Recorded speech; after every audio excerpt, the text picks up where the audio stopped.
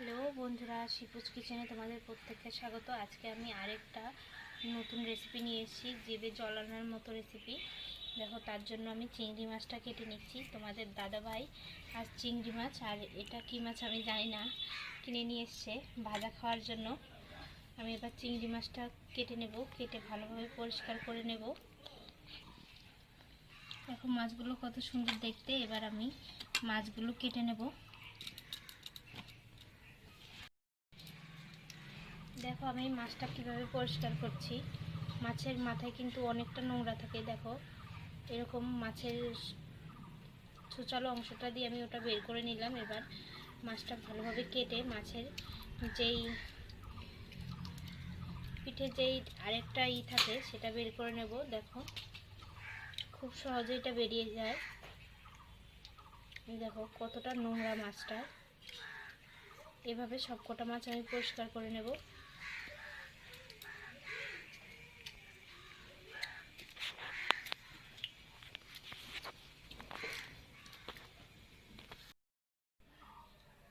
দেখো বন্ধুরা, আমি এখানটায় দুটো মাছেই লবণ হলুদ মাখিয়ে রেখে দিয়েছিলাম। এবার মাছগুলো ভেজে নেব। দেখো আমি কড়াইটা গরম করে তেলটা গরম করে নিয়েছি। তেলটা খুব ভালোভাবে গরম করে নিয়েছি মাছ ভাজার জন্য। দেখো আমি এখানটায় মাছগুলো মাছের গাটা ভালোভাবে এঁকে নিয়েছি। এরকম করে নিলে ভালোভাবে লবণ হলুদটা ঢুকে মাছ ভাজাটা খেতে টেস্টি লাগে।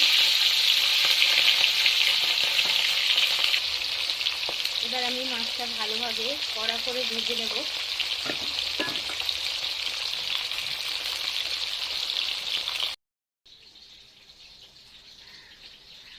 এবার আমি মাছটা ভাজার জন্য বসিয়ে দিয়েছি। এবার চিংড়ি মাছের মাথাটা আমি বেটে নেব, একদম মিহি করে বেটে নেব। তারপরে আদা জিরে আর কাঁচা লঙ্কাটা বেটে নেব।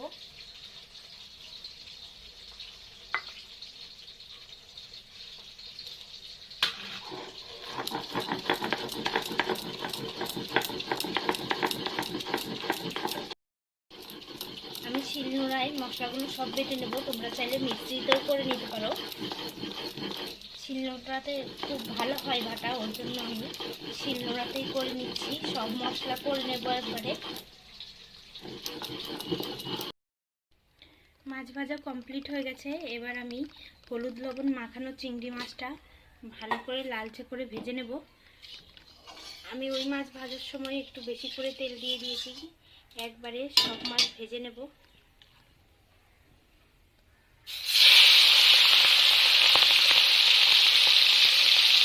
মাছে আগের থেকে নুন হলুদ মাখিয়ে রাখলে মাছটা ভাজা খুব সুন্দর হয়, কালারটা খুব ভালো আসে।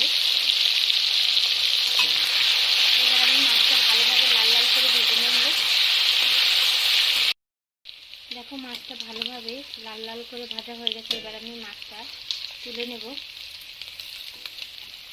চিংড়ি মাছটা অতিরিক্ত ভাজতে যাবে না, তাহলে বেশি ভাজা হয়ে গেলে মাছটা ভালো লাগে না।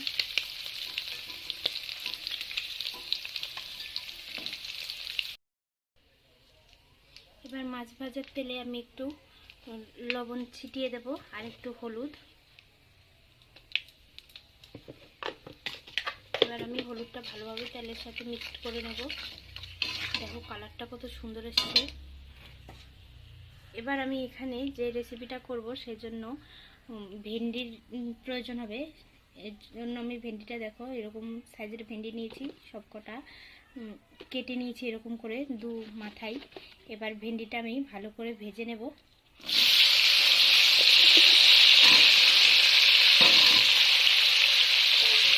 ভালোভাবে উল্টে পাল্টে ভেজে নেব ভেন্ডিটাকে।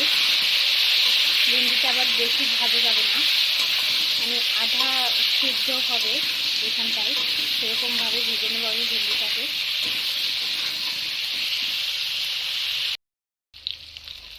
দেখো আমি ভেন্ডিগুলো হাফ সিদ্ধ করে ভেজে নিয়েছি। এবার তুলে নেব।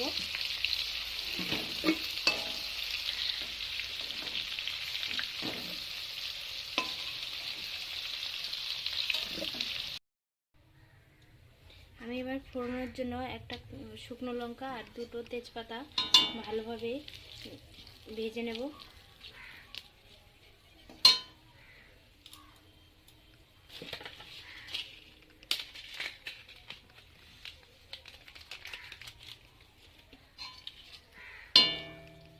এবার আমি এখানটায় কালো জিরে ফোড়ন দিয়ে দেব।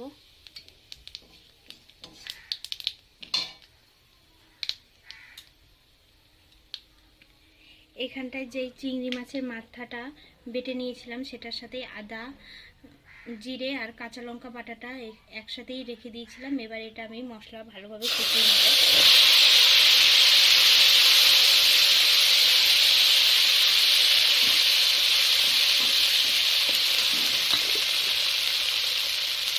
এটাতে পরিমাণ অনুযায়ী একটু লবণ,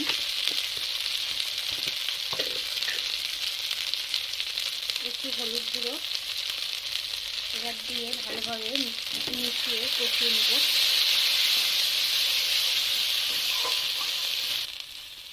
এবার যে মশলার জলটা করে রেখেছিলাম আমি সেটা দিয়ে দেবো। এবার ভালোভাবে কষিয়ে নেব।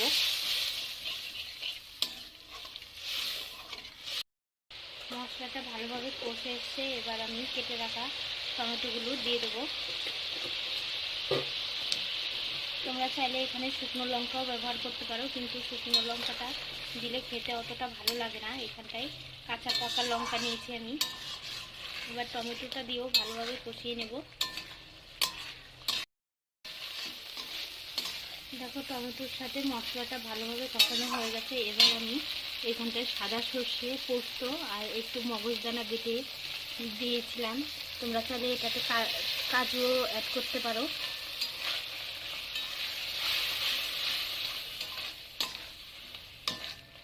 এবার আমি ভালোভাবে মশলাটা কষিয়ে নেব।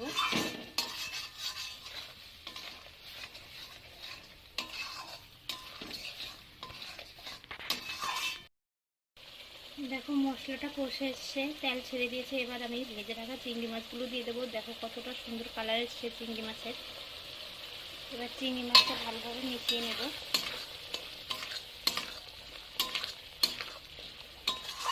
আমার চিংড়ি মাছটা মেশানো হয়ে গেছে।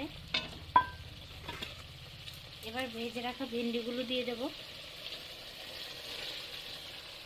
ভেন্ডিগুলো দিয়ে 2-1 মিনিট নেড়ে চেড়ে হালকা গরম জল দিয়ে দেব। বেশি জল দেব না এটাতে, কারণ ভেন্ডিটা হাফ সিদ্ধ করাই আছে। মশলাটা আমি ভেন্ডির গায়ের সাথে ভালোভাবে মিশিয়ে নেব।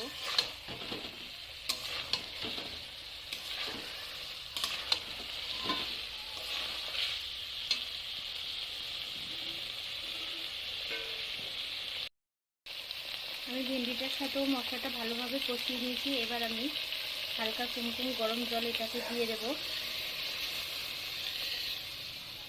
দিয়ে একটু 10 মিনিটের জন্য ঢাকা দিয়ে এটা ভালোভাবে ফুটিয়ে নেব। ভেন্ডিটা দেওয়ার পরে কিন্তু নাড়াচাড়া খুব কম করতে হবে, যেন ভেন্ডিটা না ভেঙে যায়, খেয়াল রাখতে হবে। ভেন্ডিটা গোটা গোটা থাকলে খুব টেস্ট লাগে খেতে। এবার আমি ঢাকনা দিয়ে 10 মিনিটের জন্য ফুটিয়ে নেব। দেখো এখানটায় আমার ভালোভাবে ফুটিয়ে নিয়েছি। এবার দুটো কাঁচা লঙ্কা মাঝখান দিয়ে ফাটিয়ে আমি দিয়ে দেব।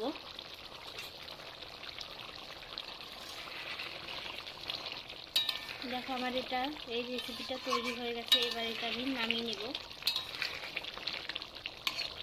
এর থেকে বেশি শুকনো করব না। দারুণ একটা সেন্ট বেরিয়েছে।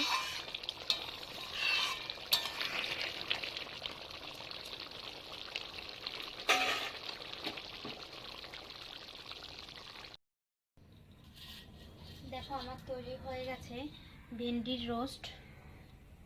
এভাবে একদিন ভেন্ডিটা বাড়িতে বানিয়ে খাইয়ে দেখবে যে কীরকম টেস্ট হয়। অসাধারণ টেস্ট লাগে এটা।